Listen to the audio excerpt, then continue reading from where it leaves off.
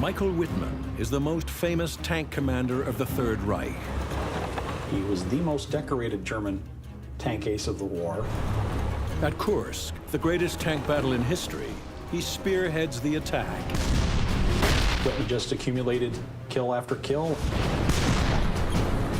Бомбило наши авиации. Они, наверное, даже цель не искали. Бросали бомбы и все. In Normandy, Wittmann single-handedly halts an Allied advance. One German tank was able to knock out so many British tanks in a matter of a few minutes. Wittmann's final battle turns him into a Nazi legend. It was almost suicidal for the Germans to mount that attack. Even though it's been 60 years after Wittmann's death, his legacy, his mystique maintains today.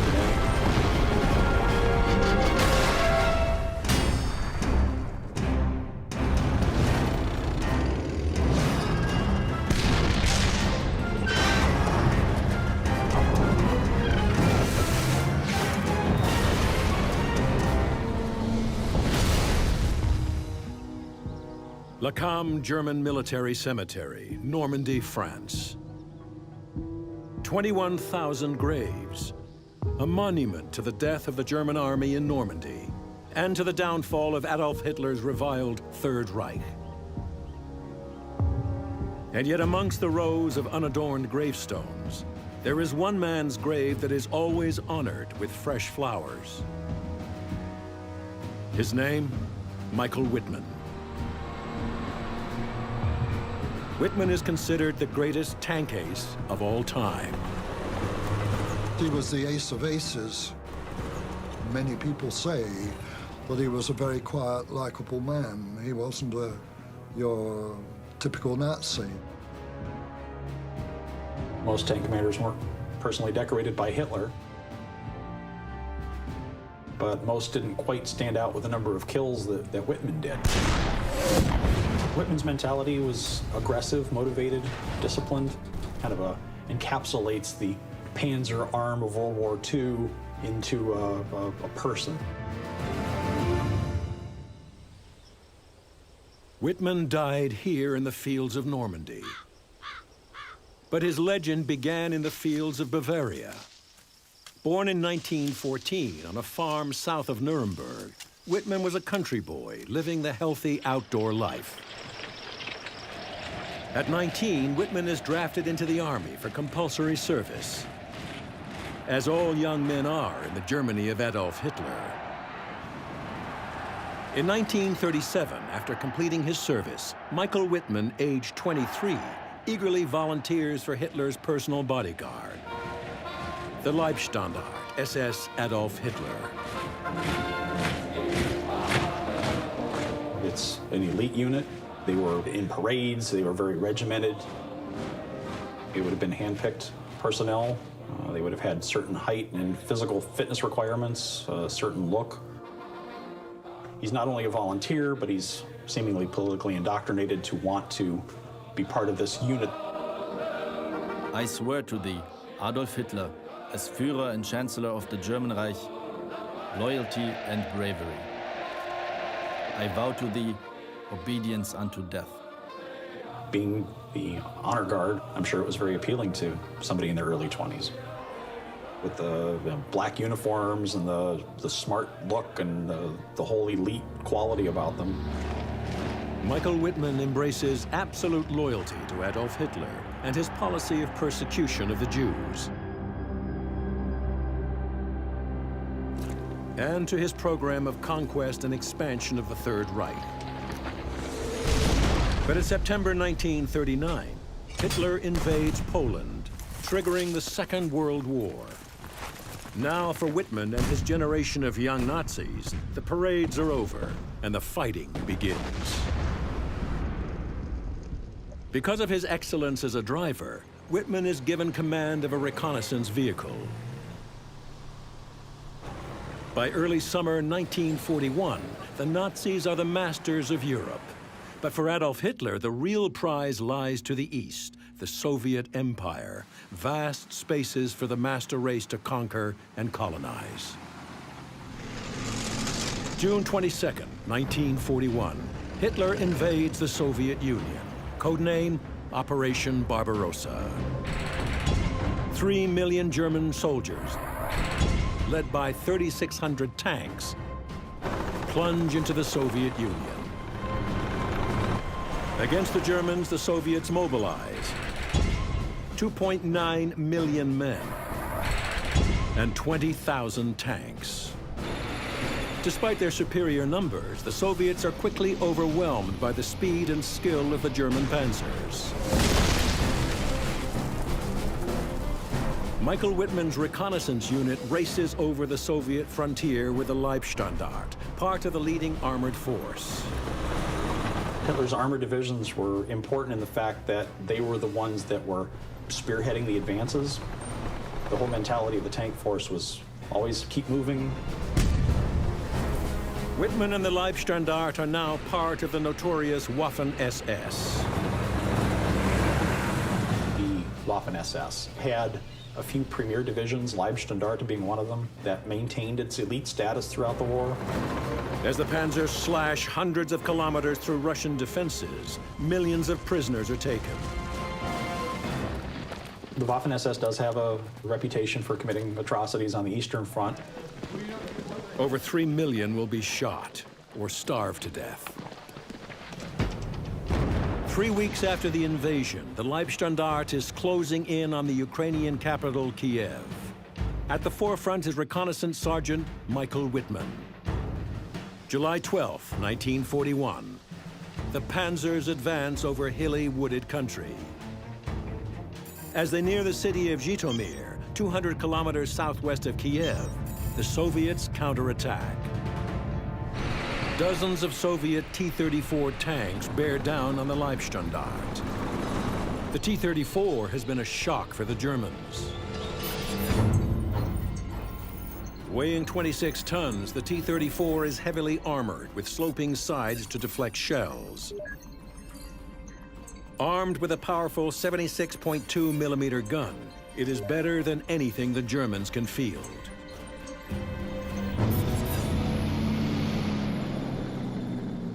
Wittmann is ordered to reconnoiter the enemy forces in a Sturmgeschütz 3 or Stug.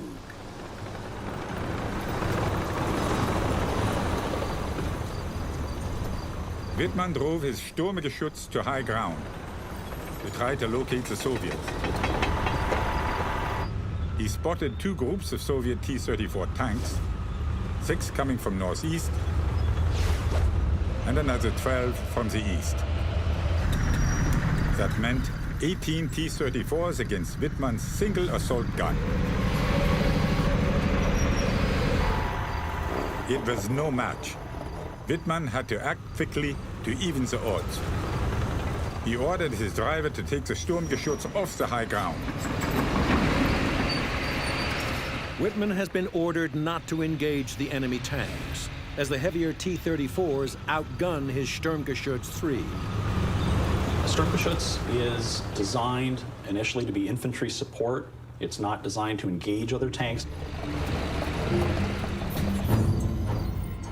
Built on the chassis of a Panzer III, the Stug is a turretless assault gun, which means the driver has to swing the whole vehicle around to aim its high-velocity 75 millimeter cannon. The Sturmgeschütz has a movable cannon of 24 degrees only. You have to face the enemy straight forward, not from the side. If you see the enemy, you have to turn. Despite being outnumbered and outmatched by the Russian tanks, Wittmann disobeys his orders and attacks the T-34s. His personality that was mated to the Panzer credo of attack, that would have been the first thing he was looking for, was an opportunity to be preempted. As the T-34 surged forward towards the crest of the hill, Wittmann's only hope was to set up an ambush.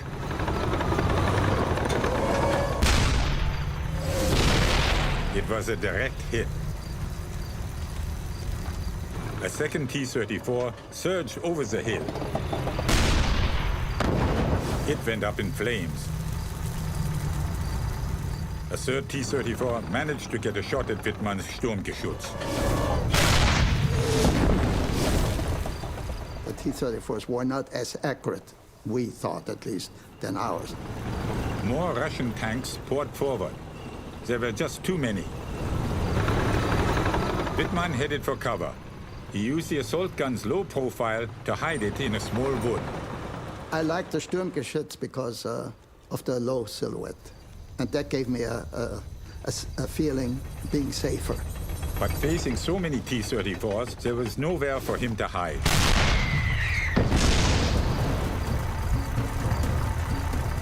Wittmann's driver swiveled the Stug to bring its gun to bear on the Russian. Firing would have definitely been an issue because of the inability to track a target via a turret. You would have to maneuver the vehicle. And again, his gunner scored a direct hit. With the T-34. The only weak part is between the turret and the body, to get right into the crack. Another T-34 tried to target the thin side armor on the Sturmgeschütz. Wittmann had to turn quickly and fire before the Russian got in a shot. You hit the tracks if you can. When the tracks burst, of course, he just goes around in a circle. With his fast maneuvering, Wittmann began to even the odds. Then, 3 more enemy tanks attacked. Wittmann opened fire. Only one of the Soviet tanks escaped.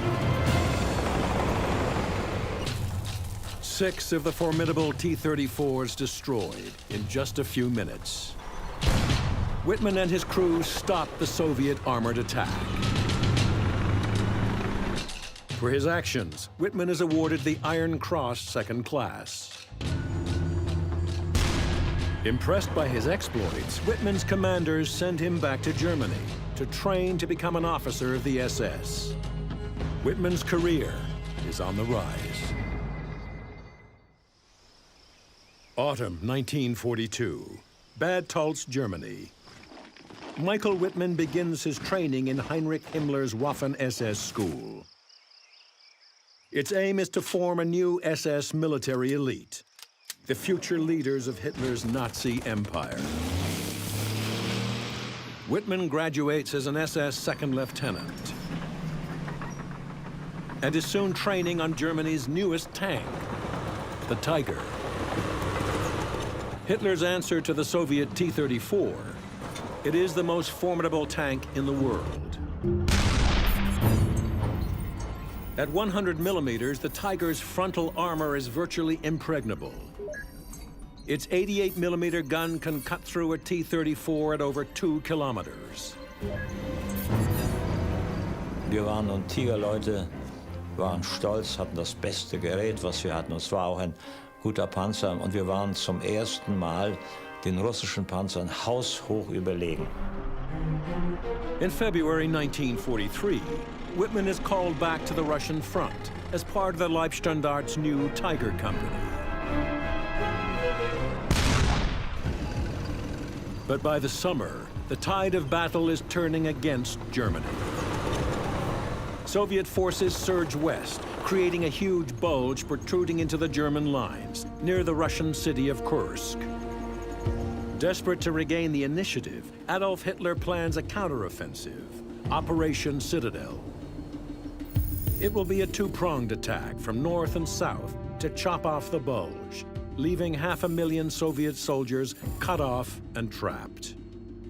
For the Citadel offensive, the Germans have amassed 780,000 men and 2,500 tanks.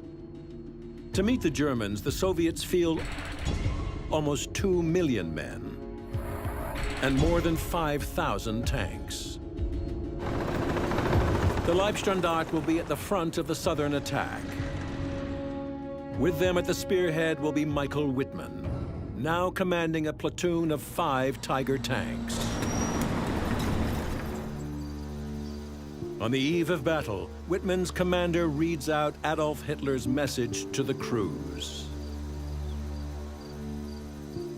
Soldiers, today You set out on a great offensive, whose result can decisively affect the outcome of the war.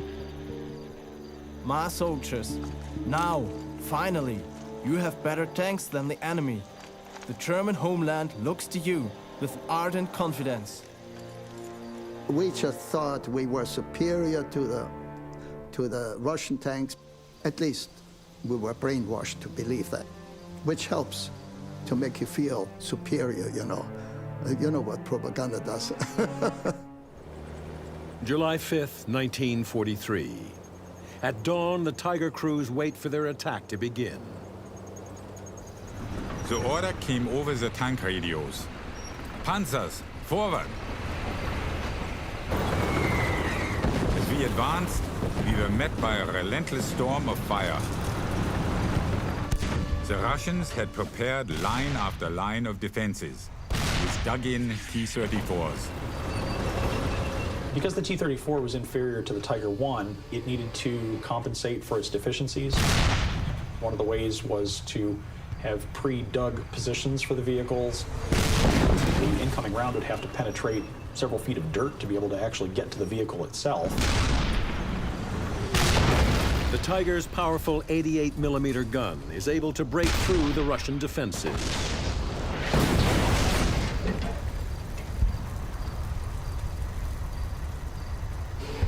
While the Russian shells bounce off the Tiger's armor.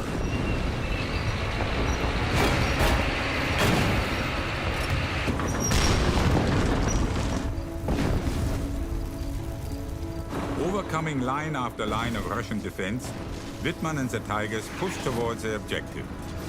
But the Russians continued to throw wave after wave of tanks at our advance. These were all fresh targets for Wittmann's gunner. Wittmann's tank kept moving, firing as it turned, smashing one T-34 after another. Knocking out 8 tanks and 12 anti-tank guns, this first day of battle has been a success for Wittmann and his elite crew. We call it zusammengespielt, played together, you know, so that one interacts with the other the right way. The loader, the gunner, the commander, the driver, the radio man. It's a tightly knit group. July 12, 1943. The Germans set off to assault the final Soviet defense line before Kursk. Wittmann's commander is wounded, and Wittmann must take over command of the Leibstandart's Tiger Company, just as the Battle of Kursk is about to reach its climax. Unknown to the Germans, the Russians are preparing a desperate last-ditch counterattack. The Germans were on the verge of breaking through into open country, and the Soviets were starting to panic. They were going to throw whatever they had available into the mix.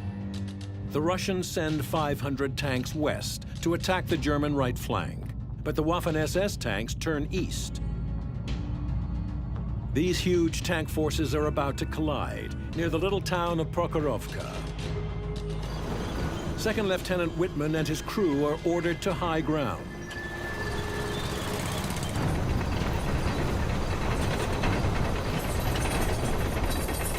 In the distance, what seemed like a dust cloud was rising. Suddenly, hundreds of Soviet tanks appeared at the crest of a hill, headed straight towards Wittmann. We were in shock. The Soviets were not on the defensive, they were attacking. Just 1,600 meters from Wittmann, more than 100 Soviet tanks are charging towards him over the gently rolling land of the steppe. We had a number of hills, but it was predominantly open terrain, so the Tiger tank could engage at long distance. With a well-aimed shot, a Tiger can knock out a T-34 at a distance of 2 kilometers. But the Russian tanks have to get much closer before their guns can have any effect on the Tigers. Wir kamen im Angriff, man muss sich das so vorstellen, Panzer an Panzer, die große Kette, und auf der anderen Seite kam die T-34 an. The T-34s raced towards us, trying to close the deadly gap. They came back into view, now only 800 meters away. The Tigers opened fire.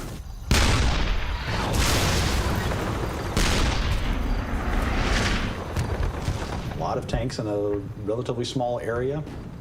Something of a shooting gallery from a Tiger I commander's perspective.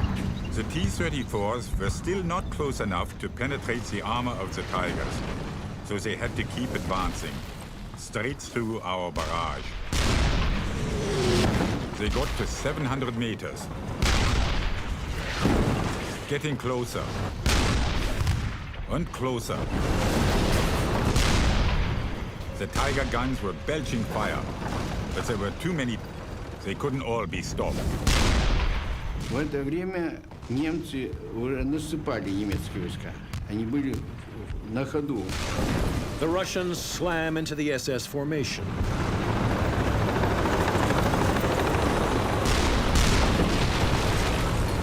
Они рассчитывали, что мы в контратаке это будем, а тут хлестнули две массы. At close range, the German tanks are vulnerable. Wittmann's Tigers spring into action. Wittmann's gunner fires on the move, again and again. One of the reasons that Wittmann was so successful as a Tiger commander was his ability to fire while moving with the vehicle.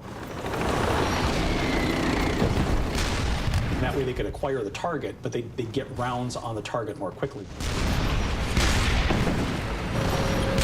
Such a technique wasn't normal. In fact, German regulations stressed that the tanks should not fire when on the move. It's basically a waste of ammunition. But Wittmann and his crew have mastered the difficult technique, using it to their advantage. From Wittmann's perspective, Prokhorovka would have just been chaos. They would have had firing at close range. Wittmann's tank is hit twice, but keeps on fighting. Gemetzelt auf beiden Seiten, Panzer auf Panzer. The battle rages for hours. The Russians take appalling losses. But they succeed in slowing the German advance.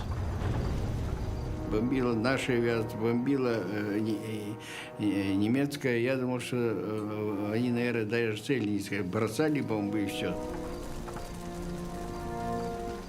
Kursk is considered one of the greatest tank battles in history because of the numbers of tanks and other armored vehicles involved in a relatively small area. Our Tiger Company had a series of fine successes. Over the whole Citadel Kursk battle, we destroyed 151 enemy tanks. Despite the success of the Tiger units, the ferocious Russian defenses has stopped Hitler's offensive. The Germans have lost the decisive tank battle on the Eastern Front. From now on, Michael Wittmann will be fighting for his and for Nazi Germany's survival. In its third winter on the Eastern Front, the German army is in full retreat. The Russians have pushed them 500 kilometers from Kursk back into the Ukraine. Michael Wittmann's Tiger unit is fighting a series of desperate rearguard actions. Tiger units would have been sent from one sector of the front to the other to try and plug gaps that had been opened up by Soviet armored forces and attempted to blunt them so that way German forces can continue their retreat to the west. The rapid Russian advance leaves the Soviet supply lines stretched dangerously thin, making supply convoys a vital necessity. December 6, 1943. Wittmann and his unit, now designated the 101st SS Heavy Panzer Battalion, are poised to attack a Soviet supply convoy near the town of Brusilov. But between the convoy and the Tigers are batteries of Russian anti-tank guns.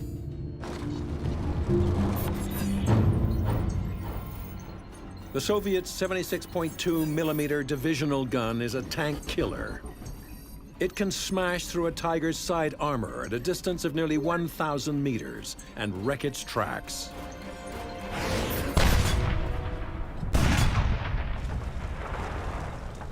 To kill these anti-tank batteries, Wittmann's tactic is to play a dangerous game, using himself and his tank as bait. Wittmann drove to high ground. He was tempting the Russian gunners to fire at him.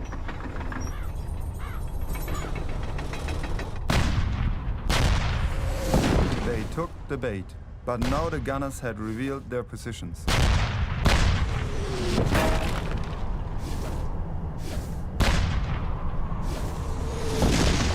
Under heavy fire, Wittmann quickly retreated.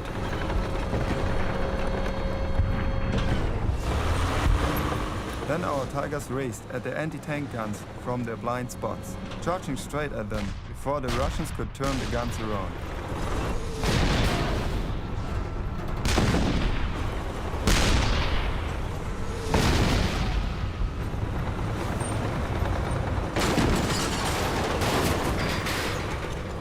Wittmann's tactic has worked. The anti-tank batteries are now a smoking wreck. But his Tiger reveals just how dangerous Wittmann's game can be. We counted a total of 28 hits on the Tiger. Some of them were smaller, of course, but there were also some big enough to easily put one's fist into. With the anti-tank batteries eliminated, Wittmann races towards the supply road. He drives into cover to observe the road, and he spots a convoy. Though he's heavily outnumbered, Wittmann decides to attack on his own.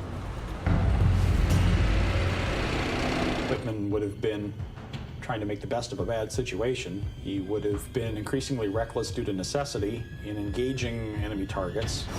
Like a wolf attacking its prey, he quickly knocks out the lead tank and the rear tank, leaving the convoy trapped on the road at his mercy. Wittmann blasted the enemy with furious barrages of gunfire. He placed his fiery mark on the road, smashing long lines of Soviet vehicles into junk. This caused mass confusion amongst the Soviets. Wittmann's daring lone wolf attack has worked brilliantly. The Russian convoy has been destroyed. Over the next few weeks, he goes on a rampage, knocking out 61 enemy tanks. His total kills soon reach 117. He paints the number of kills on his tank barrel. On January 16, 1944, Wittmann is awarded the Knight's Cross, Nazi Germany's second highest military honor. Then, just a few weeks later, his Knight's Cross is upgraded with oak leaves, and he is promoted to first lieutenant. On February 2, 1944, Wittmann is called to the Führer's Eastern Front headquarters to receive his new commendation from Adolf Hitler himself.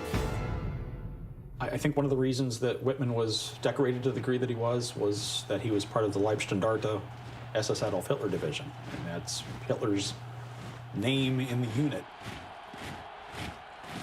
Wittmann is now ordered back to Germany, where his exploits have already made him famous. But the country he finds upon his return is in ruins, a result of Allied bombing. The sight of such senseless destruction of our cities is enough to make one's heart bleed. The Anglo-Americans have taught us to hate. They will see this hate transformed into energy. We desire one thing: to get them in front of our guns. we have only one watchword, and that is revenge. The war effort was definitely going against Germany, and they were looking for ways to keep up the public morale. He visited the Henschel factory where the Tiger I was made and made a speech to the workers there. I think Wittmann was used as propaganda for the Nazi Party, but I don't think it was totally unwilling on his part. I think it was just another way of contributing to the war effort. The Reich made him a celebrity intentionally. During his triumphal tour of Germany, Wittmann marries 19-year-old Hildegard Burmester. The couple is offered a special wedding gift, Adolf Hitler's Mein Kampf. Hitler went to Wittmann's wedding. A tank ace in Germany was so important. Before he can arrange a honeymoon for his young bride, Wittmann receives a new posting. So his wife accompanies him with his Tiger Battalion to the Chateau Elbeuf in Normandy, France. Michael Wittmann will soon have his chance at revenge on Germany's enemies. On June 6, 1944, Allied forces land in Normandy.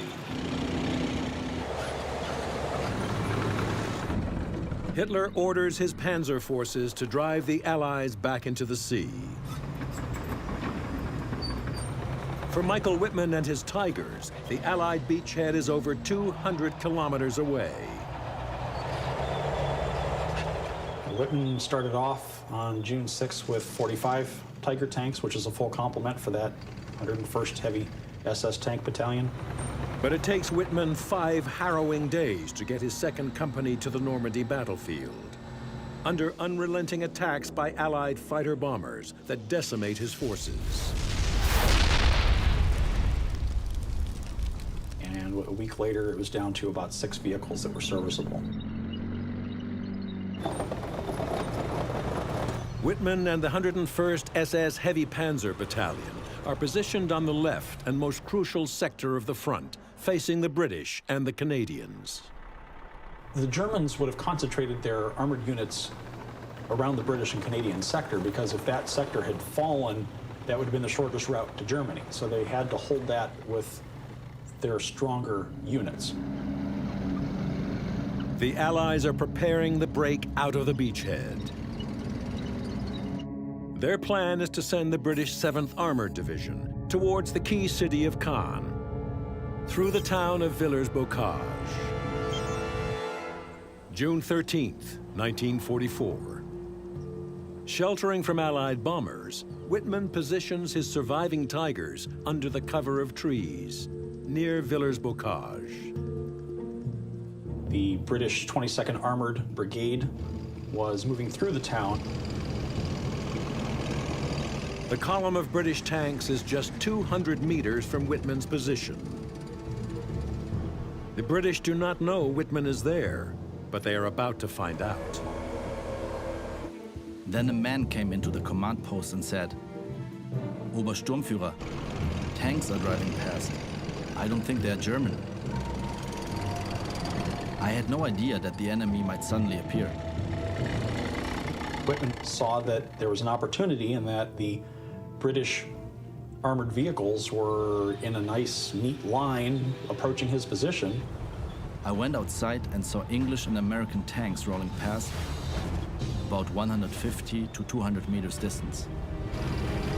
Never had I been so impressed by the strength of the enemy as I was by those tanks rolling by. Wittmann is facing 138 tanks and armored vehicles, while he has only 6 tanks. The decision to attack was a very difficult one. But I knew it absolutely had to be, and I decided to strike out at the enemy. Wittmann's split-second decision will become legendary. I had no time to assemble my company. I set off with 1 tank. I drove up to the column, surprised the English as much as they had surprised me. I first knocked out 2 tanks from the right of the column, then 1 from the left. With them being in such close proximity to each other, there was no room to maneuver. I then turned about to the left and attacked the armored troop carriers in the middle of the armored regiment. They never left the road. They were so surprised that they took to flight, but not with their vehicles.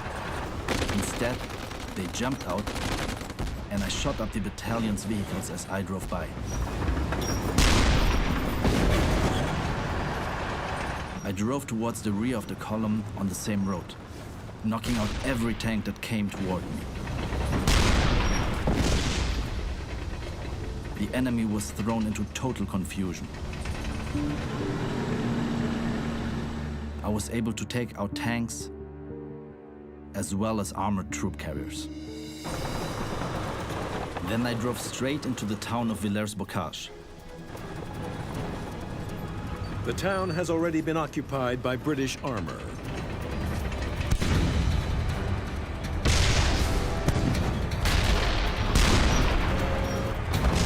Wittmann continues his single-handed attack, claiming a total of 21 Allied tanks destroyed.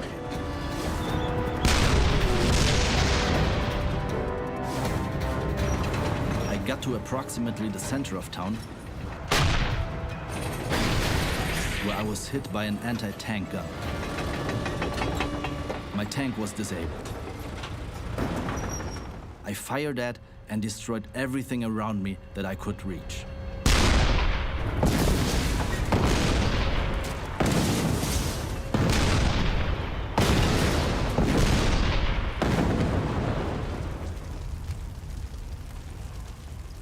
I then abandoned the tank.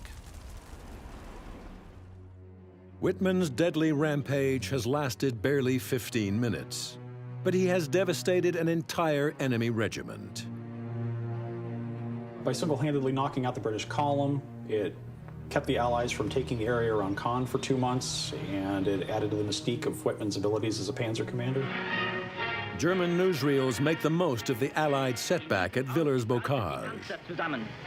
In den engen Straßen wurde eine stärkere amerikanische Panzereinheit gestellt und zusammengeschossen. Wittmann is the most famous tank officer in the German army. Rund 1000 But the following day, the stress of battle shows on his face. Wittmann is celebrated for his astounding feat by 1st SS Panzer Corps commander Sepp Dietrich, who recommends him for yet another commendation.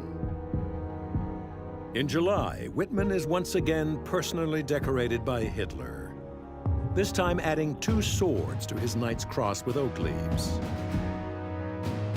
Wittmann was the most decorated tank commander, not only for his experience on the battlefield, but I would think also for the propaganda value that could be showcased through him. And so Michael Wittmann reaches the height of his fame in Normandy. And it is in Normandy that his fate and his myth will be sealed.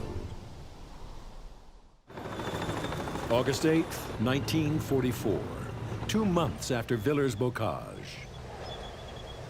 Michael Wittmann is now a captain and acting commander of his battalion. Yet as Wittmann's career soars, Hitler's army in Normandy is headed towards destruction. Now the Allies launch a decisive punch, codenamed Operation Totalize. British and Canadian armor storms along the Caen-Falaise Road, smashing 14 kilometers through the German lines towards the village of Cintheaux. As 300 Allied tanks bear down on Cintheaux, the 12th SS Panzer Division is ordered to bar their advance. With the remnants of the heavily outnumbered division is Captain Michael Wittmann, with a small group of Tiger tanks. The division's leader, Colonel Kurt Meyer, now orders an immediate counterattack. Wittmann's Tigers were standing ready behind a hedge east of Cintheaux. We had to risk the attack in order to win time. It was almost suicidal for the Germans to mount that attack, but this was their system. If they were hit, they would hit back immediately. Wittmann is in reserve, but he insists on leading the attack. Michael said to me, I must be in the attack myself, for the other officers can barely cope. Kurt Meyer knows the situation is hopeless. I shook Michael Wittmann's hand. Michael laughed his youthful laugh and climbed into his Tiger. And so Michael Wittmann sets off on the attack. Just 8 German tanks advancing against 300 Allied tanks. I don't think Wittmann is exactly a fatalist. I don't think that he just figured that he was going to die, maybe this was the best place to do it. Wittmann and probably his crew didn't think so much about their own personal safety as the overall war effort. What Wittmann doesn't know is there is a hidden danger waiting for him on either side of the Caen-Falaise road. British tanks of the Northamptonshire Yeomanry are lying in wait in the woods to his right. Canadian tanks of the Sherbrooke Fusiliers are hidden behind a wall to his left. We drove off, Michael right of the road and I left of the road. Approximately 800 meters to Michael's right, there was a small wood, which looked suspicious. The British tanks hidden in the woods observe Wittmann. There were certainly four Tigers, which came down on what would have been our side of the main road. The Canadians of the Sherbrookes were, as far as I can see, actually much nearer, but they were on the other side of the main road. The Canadian tanks are hidden from Wittmann's view behind a long chateau wall. We sneaked up right beside a brick wall and got in reasonable cover. Just hit the wall just enough that you could get your gun, that you could move it sufficiently. I could see on the right the first German tanks came out from Cintheaux. Right away, I can remember the wireless net becoming active. I can see them, I can see them. I saw these Tigers come in, across in front of us, about 1,200 yards away. My tank commander, he said, well, wait till they get to about 800 yards. We drove about 1 to 1.5 kilometers. I was now starting to get a bit itchy. The Allies not only have the element of surprise, they have a new tank, the Sherman Firefly. The Firefly, upgunned with a powerful 17-pounder cannon, is able to penetrate 130 millimeters of steel. Enough for even the thickest armor on a Tiger. For the first time, we realized that we now had a tank which was equal to the Tiger. Wittmann's Tigers are now in the kill zone. With my eyes, I could see the tank closest to the road, about 200 yards, I guess. The tank commander said, advance driver, and we pull out of cover. As we pull out of cover, he says, target the rear Tiger. I fired. We began taking heavy fire, and then I received a radio message from Michael. Achtung! Achtung! Von rechts! I'd look round at the second tank. I fired one shot at the second tank. The loader reloads. Again, fired and ready. 3 of the 4 Tigers are now knocked out. Wittmann's tank moves on alone.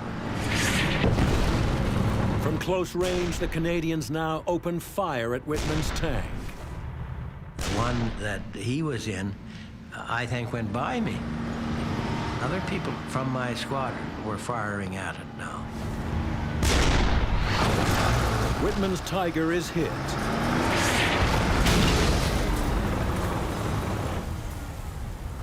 When I got to within 300 meters of Michael's Tiger, flames suddenly shot from the tank. I can remember a tremendous explosion and seeing the turret hit the ground.